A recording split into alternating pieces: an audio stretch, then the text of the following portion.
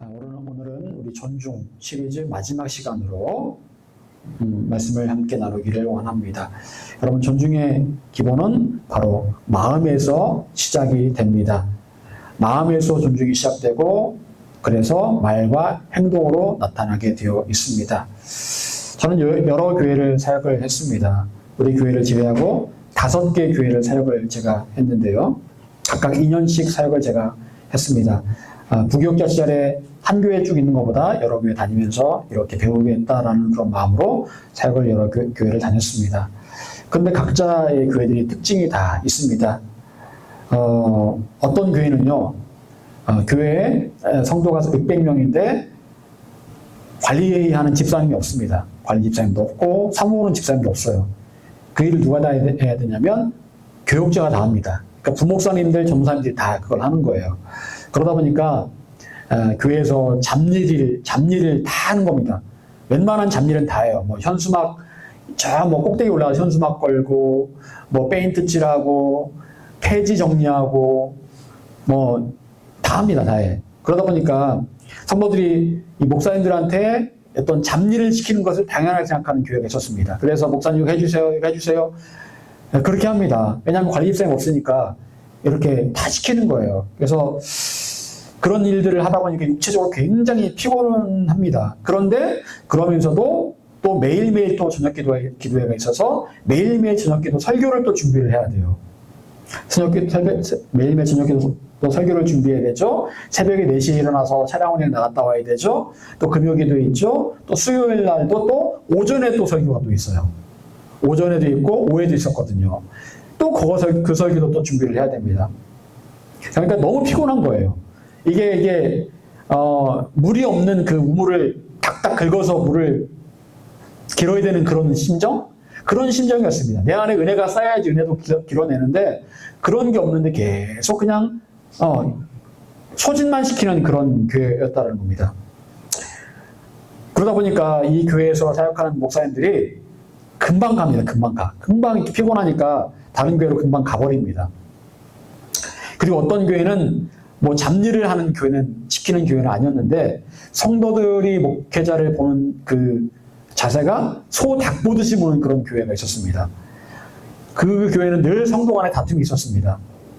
그래서 제가 저번에도 말씀드렸지만 권사님들끼리 쌍욕을 하면서 머리끄댕이 잡고 싸우는 그런 교회였어요.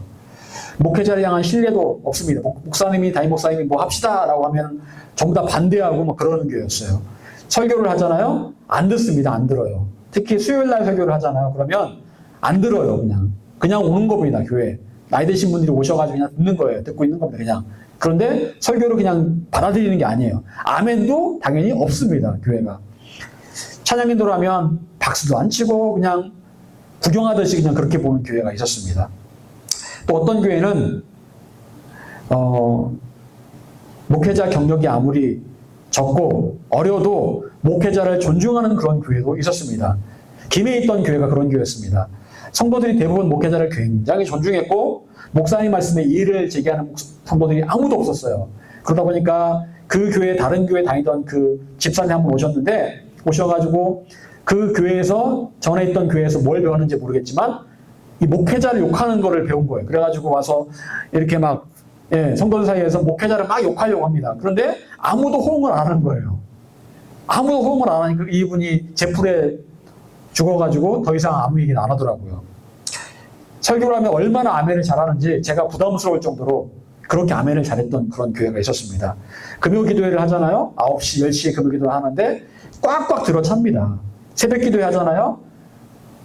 본당에 꽉꽉 들어차요. 그 정도로 열심히 기도하고 열심히 말씀 듣는 그런 아주 굉장히 좋은 그런 교회였습니다. 한 번도 그 교회에서 큰 소리가 난 적이 없었다고 합니다. 오래된 교회였음에도 불구하고. 여러분, 제가 첫 시간에 말씀드렸듯이 기적의 역사는 존중 가운데 나타납니다. 예수님께서 고향마을에서 기적을 일으키시고 싶으셨습니다. 하지만 기적을 일으키시지 않은 것이 아니라 일으킬 수 없었다. 왜냐하면 그곳 사람들이 예수님을 존중하지 않았기 때문에 기적을 일으키실 수가 없었다라고 말씀하고 있습니다. 예수님은 동일한 예수님입니다. 하지만 예수님을 대하는 그 태도에 따라서 결과가 이렇게 다를 수 있습니다. 여러분, 이번 주에 우리가 기도원을 갑니다. 멀리 갑니다. 왕복 10시간입니다. 휴게소 하는 거 빼고 그냥 보니까 거의 10시간이더라고요. 왕복 10시간. 여러분, 그렇게 멀리 가서 여러분들이 똑같이 그곳에서 전국에서 온 성도들과 함께 똑같이 설교를 듣고 똑같이 기도할 겁니다. 그런데 어떤 사람은 육신의 질병이 치유도 받고 은혜도 받고 하나님도 만나고 할 텐데 어떤 사람들은 만나지 못할 겁니다. 왜 그럴까요? 똑같이 설교 듣고 똑같이 기도하는데 왜 그럴까요? 마음의 준비가 돼 있는 사람, 하나님을 정말 갈망하는 사람에게는 은혜가 임하지만 그렇지 못하고 설렁설렁 아무 마음도 없이 온 사람에게는 은혜가 임하지 않을 겁니다. 여러분, 중요한 건 바로 우리의 마음이라는 겁니다. 내 마음이 어떻게 준비되었느냐에 따라서 기적도 경험할 수 있는 것이고 은혜도 받을 수가 있는 것입니다. 여러분, 예수님께서는 우리에게 마땅히 존중할 자를 존중해야 된다라고 말씀하셨습니다. 정부, 사회, 가정, 교회에 마땅히 존중할 자들이 있고 그들을 존중하라라고 말씀하십니다.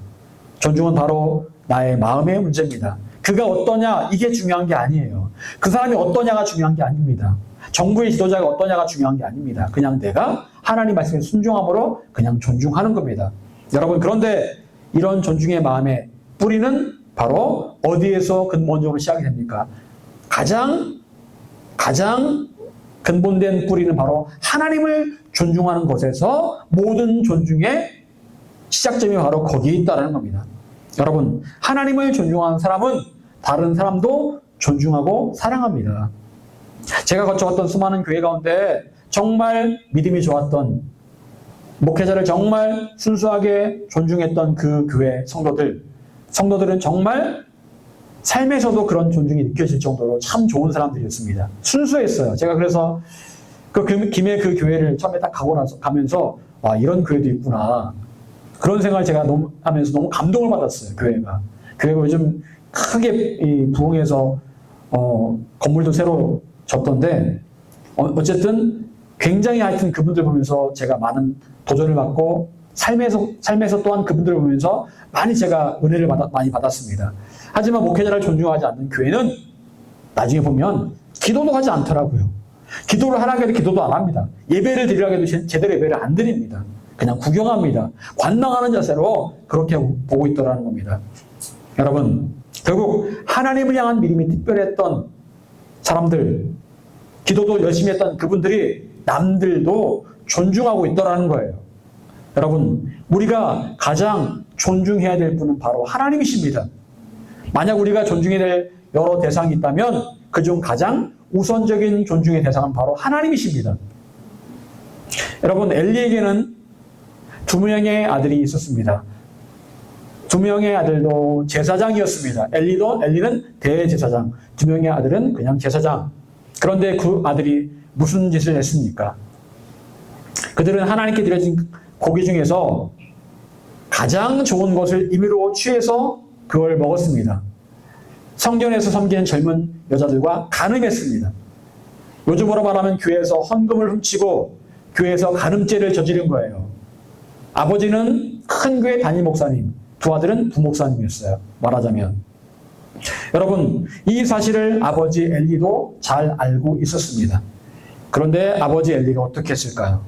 엘리는 그 사실을 알고 있음에도 그냥 내버려 두었습니다. 그냥 지적만 했습니다. 그렇게 하지 마, 이런 식으로 지적만 했습니다. 두 아들을 제사장직에서 그만두게 하든지 아니면 다른 징계를 가야 했는데 그렇게 하지 않았다라는 거예요. 여러분, 아버지 엘리는 왜 두 아들을 그냥 내버려 두었을까요? 왜 그랬을까요? 여러분, 저는 아버지가 큰 교회 담임 목사지만 그 자녀들이 버릇없는 경우를 종종 보았습니다. 제가 있었던 그 교회들에서 그런 경우가 종종 있었습니다. 어느 날 이렇게 저녁 예배를 드리고 있는데 지하 기도실이 너무 시끄러운 거예요. 내려가 봤더니 목사님의 막내 아들이 개판을 쳐놓은 겁니다. 예배 드리고 있는데 그 방석 있잖아요. 방석을 막 다 집어 던지고 막 그냥 지들끼리 막 초등학생인데 그러고 있더라고요. 제가 그래서 불러가지고 너 일로 와. 너 지금 뭐 하는 거야? 하면서 제가 막 야단을 쳤습니다. 그랬더니 얘가 막 울라고 그러더라고요. 그러면서 우리 아빠 목사님인데, 담임 목사님인데, 막 그러는 거야. 그래서 제가 담임 목사님에서, 그래서 뭐 어쩔 건데? 니네 아빠가 담임 목사님에서 어쩔 건데? 하면서 제가 막 가르쳤습니다. 한번 일로 봐! 이게 지금 위에서 예배 드리는데 지금 너희들이 이렇게 하는 게 이게 옳은 짓이야? 하면서 제가 막 가르쳤습니다. 그랬더니 애가 일렀을까요? 안 일렀을까요? 일렀는지 안 일렀는지는 모르겠습니다. 근데 목사님이 아무 말 안 하시더라고요. 그거 어떻게 얘기를 하겠어요? 아들이 잘못한 게 뻔한데. 어쨌건 그 목사님 그 아들은 참 버릇이 없었습니다. 버릇이 없었는데 그 목사님 아들이 셋이 있었거든요. 아들, 딸이 셋이 있었거든요. 다 버릇 없습니다. 어른 봐도 인사를 안 해요. 웃는 적을 제가 별로 본 적이 없어요. 그리고 밤에 이렇게 목사님이 저희 사택 위에 사셨거든요. 그 아들, 막내 아들은 밤에 베이스 기타를 치는 거예요. 밤에 둥둥둥둥둥 연결해놓고, 이게 연결해놓고. 그럼 잠이 올까, 그럴까.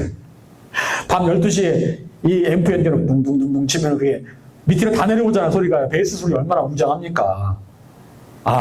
정말 아버지는 아무 말 안 하세요. 참, 그리고 또 어떤 교회 갔는데 그 교회 목사님 아들, 딸, 아들 하나, 딸 하나 있었는데 얼마나 예의가 없는지 모릅니다. 늘 뚱한 표정, 항상 뚱한 표정. 뭐 물어보면 대답도 잘 안 해요. 그리고 항상 또 뭐 이렇게 마음에 안 들면 말 대답해요. 어른 봐도 인사도 안 해요. 교회에서 가장 예의 없는 아이들이었습니까? 아이들이요. 또 어떤 교회는 제가 예전에 다녔던 교회 목사님 아들은요, 학교에서 일진이었어요, 일진. 그래가지고 애들을 다 패가지고, 얘가 태권도 배웠는데 애들을 다 패는 거예요. 그래가지고, 하여튼 그런데 패도 기술적으로 패가지고, 안 걸립니다, 안 걸려, 절대로. 나중에 얘가 신학교를 가더라고요. 그래서 너무 어이가 없어가지고, 아니, 네가 신학교 가면 도대체, 참 너무 어이가 없다. 지금 목사님 됐어요, 그 친구가.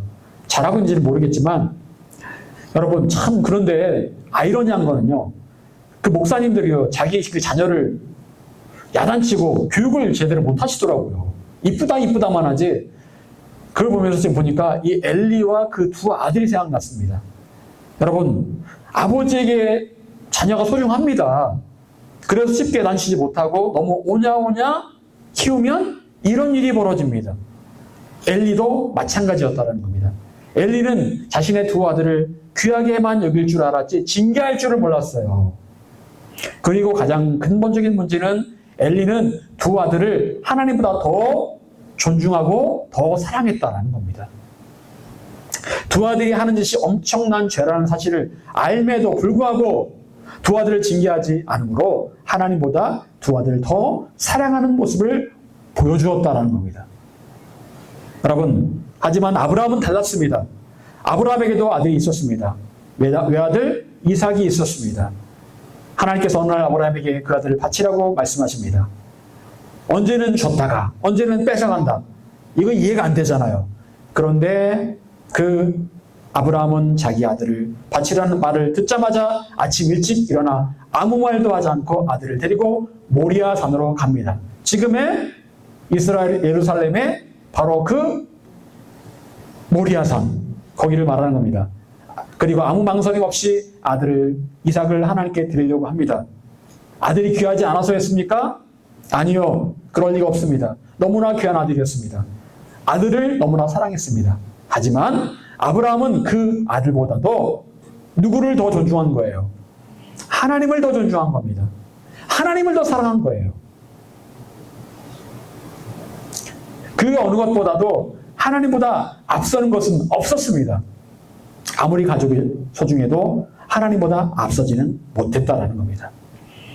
하나님께서 어찌 아브라함을 축복하지 않으실 수 있었겠습니까?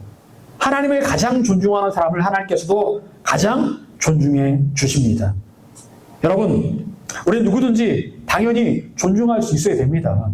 무사람을 존중해야 된다. 당연한 겁니다. 하지만 그 누구를 향한 존중이든 하나님을 향한 존중보다 앞서서는 안 된다라는 거예요. 하나님을 향한 존중과 다른 누군가를 향한 존중이 충돌한다면 언제나 선택의 기준은 하나님이 되셔야 합니다. 여러분, 하나님을 향한 가장 우선적인 존중이 여러분 마음에 채워지기를 간절히 바랍니다. 그리고 나서 하나님을 향한 존중으로부터 나와 나의 주변 사람들로부터 존중을 흘려보내시기를 바랍니다. 자, 그렇다면 우리는 우리의 생활 속에서 만나는 사람들에게 어떻게 존중의 마음을 흘려보내야 될 것인가? 베드로전서 2장 17절 무사람을 공경하며 형제를 사랑하며 하나님을 두려워하며 왕을 존대하라. 무사람, 모든 사람을 말하는 겁니다. 모든 사람을 존중해라. 여러분, 우리는 보통 우리의 주변 사람들의 등급을 나눕니다. 그래서 나도 모르게 그 사람을 존중하기도 하고 때로 무시하기도 합니다. 미안하지만 인간의 본성이 그래요. 어느 아파트에 사느냐에 따라서 애들끼리 등급을 나눈답니다. 그리고 아빠 직업이 뭐냐에 따라서 등급을 나눈답니다. 1년에 해외여행 몇 번 갔다 오느냐에 따라서 등급을 나눈답니다. 저번에 제가 뉴스를 봤는데 한 아빠가 그러는 거예요. 너무 바빠서 해외여행을 못 갔는데 아들이 학교에 가서 왕따를 당한다는 거예요. 왜 그러냐 했더니 다른 애들은 다 해외여행 몇 번 갔다 왔는데 왜 너네 집은 한 번도 안 갔다 왔어? 너네 집 그지네? 이렇게 말하더라는 거예요. 그지랑은 안 놀아. 그런다는 겁니다. 여러분, 그런 등급을 나누는 그런 말들을 부모들이 했을 것이고 부모들의 말을 아이들이 듣고 학교에서 똑같이 그렇게 했을 겁니다. 여러분, 하지만 우리가 진짜 크리스찬이라면 우리는 어떤 사람을 대하든지 색안경을 끼지 않고 모든 사람을 존중할 수 있어야 합니다. 정말 그렇게 할 수 있습니까? 나는 정말 그렇게 하고 싶은데 나도 모르게 자꾸 등급이 나눠집니다. 이 사람은 A등급, 저 사람은 C등급, 저 사람은 D등급. 내가 존중할 사람, 그냥 일반적으로 대할 사람, 무시할 사람. 나도 모르게 그렇게 되고 있다는 거예요. 미안하지만 그렇게 되고 있다는 겁니다. 여러분, 어떻게 하면 말씀에 순종해서 모든 사람을 존중할 수 있을까요? 우리는 선한 사마리아인의 모습을 통해서 우리가 분명한 힘을 얻을 수가 있는데요. 자, 사마리아 사람이 길을 가다가 강도 만난 사람을 만납니다. 그 사람에게 선행을 베풉니다. 모두가 그 사람을 무시하는데 이 사마리아 사람만큼은 그 사람에게 선행을 베풉니다. 자, 누가복음 10장 33절, 우리 오늘 본문 말씀 같이 읽어보겠습니다. 10장 33절. 자, 시작.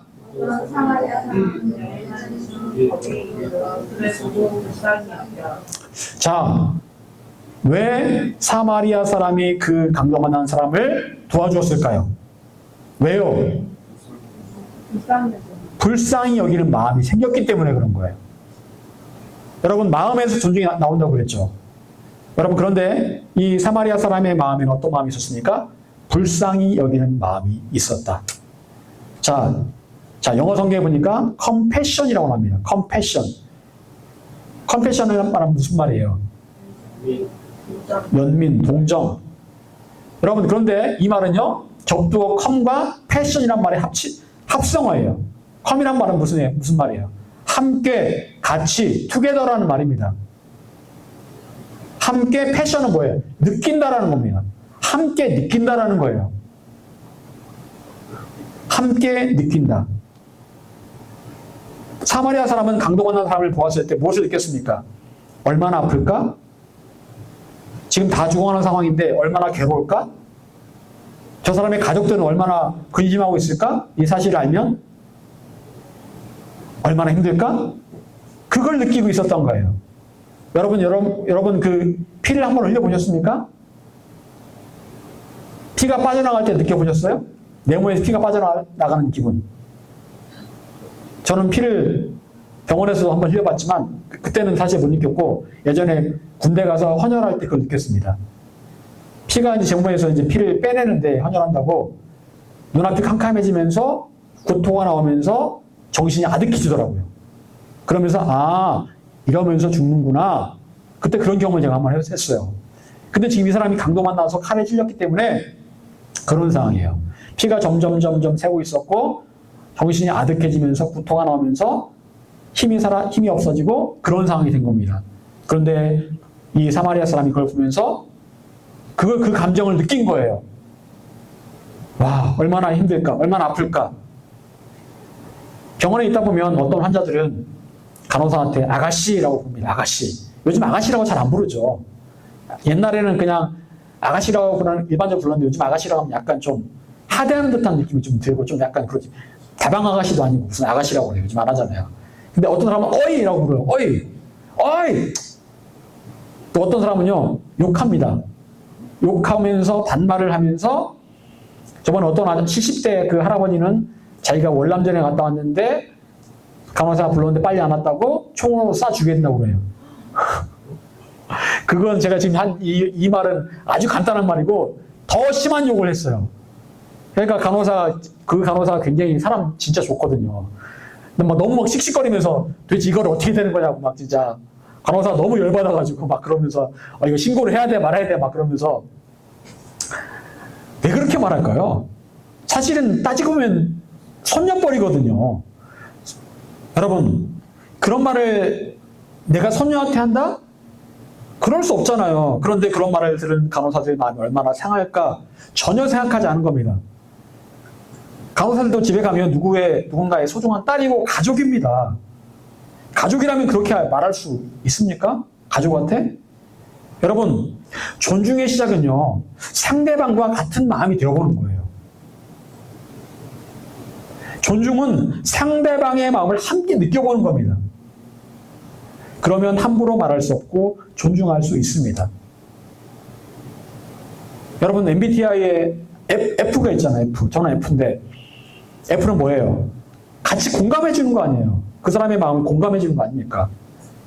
이게 F거든요. 그러니까 아유 그랬어. 아이고 그렇구나. 맞장구 잘 쳐주잖아 F가. 여러분 그런 공감력이 있어야 되는 거죠. 여러분 예수님께서 선한 사마리아인의 비유를 말씀하신 이유가 뭘까요? 사마리아 사람처럼 다른 사람에게 공감해 주라는 겁니다. 컴패션 하라는 거예요. 존중하고 사랑하라는 겁니다. 여러분, 내가 존중해야 될 그 사람과 같은 마음이 되어보려고 노력해 보시기 바랍니다. 이런 말을 했을 때 저 사람의 마음은 어떨까? 이렇게 행동했을 때 저 사람은 어떤 생각이 들까? 내가 이렇게 말하고 행동한다면 과연 저 사람의 마음은 어떨까? 그렇게 생각해 보면 어느 누구도 내가 무시할 수 있는 사람은 아무도 없습니다. 모든 사람이 마땅히 존중받을 만한 사람이라는 생각이 들 거예요. 또한 우리가 주변의 사람들을 존중할 수 있는 힘은 무엇일까요? 이사야서 50장 4절은 이렇게 말씀하겠습니다.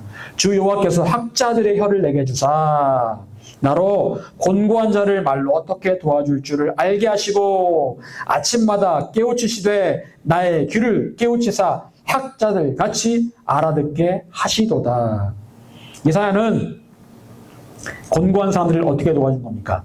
말로써 도와준 겁니다. 말로써 도와주었는데 여러분 말에는 놀라운 힘이 있습니다. 말 한마디로 천냥빚 갚는다라는 말이 있죠.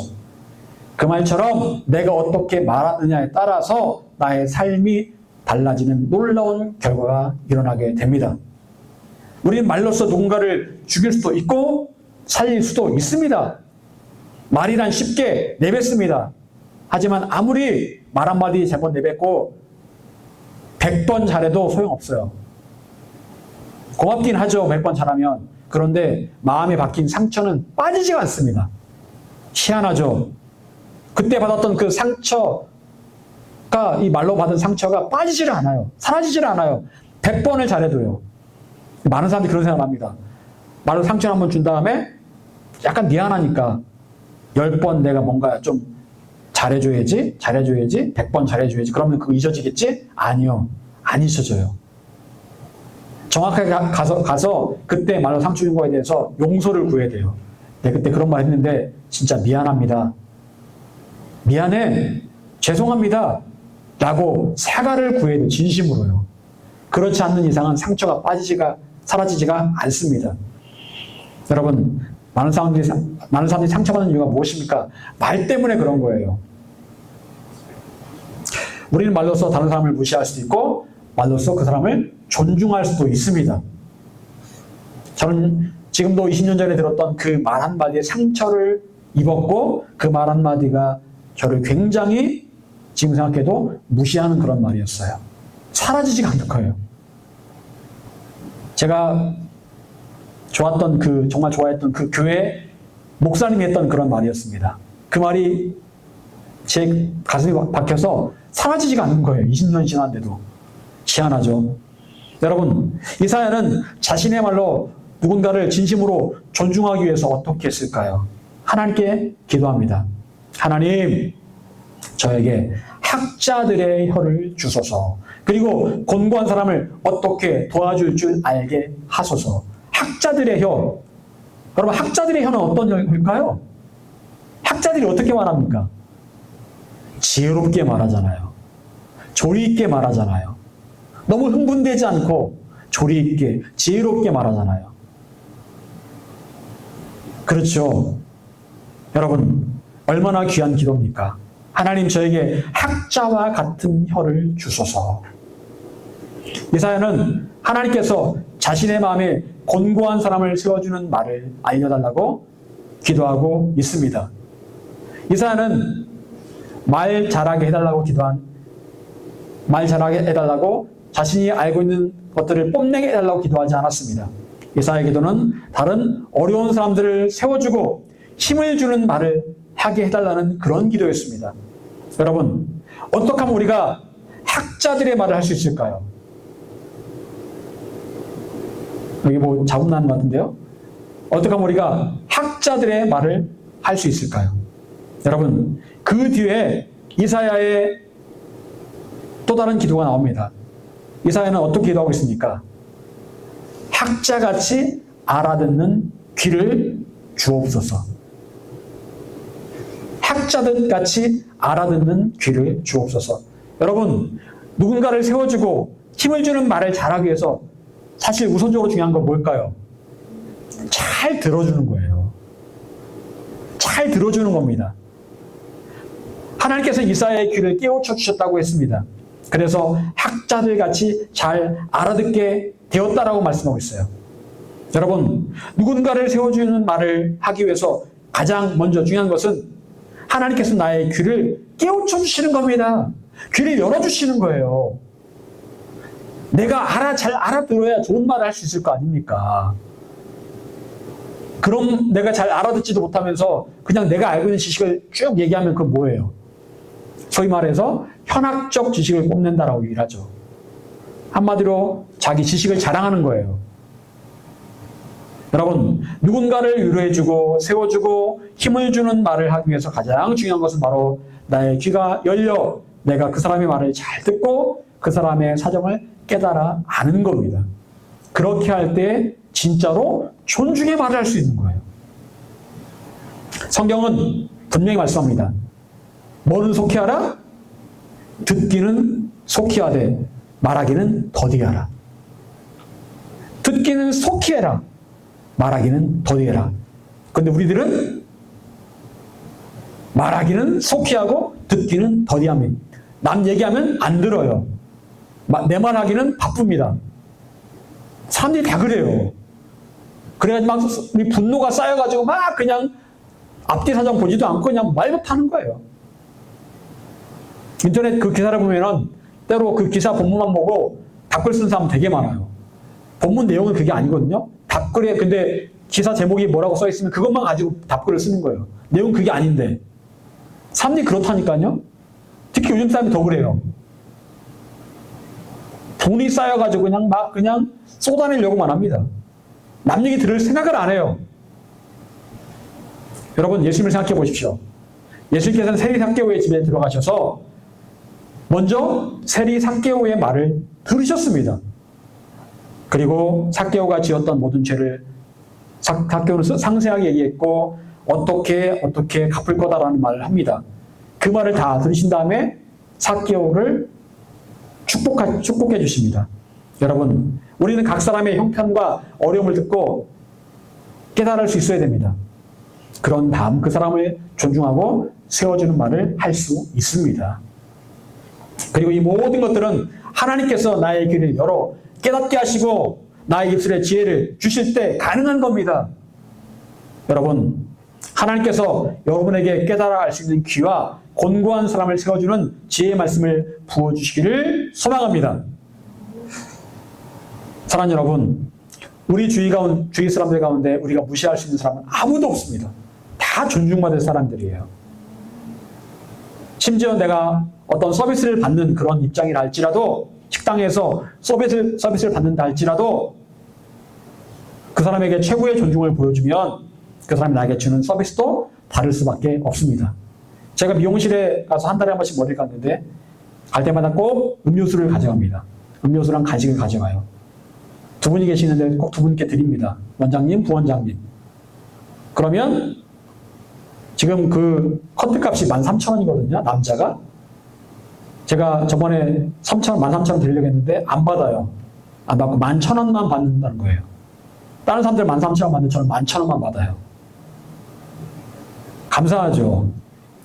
절대로 안 받아요. 그분들에게 정말 잘해드리니까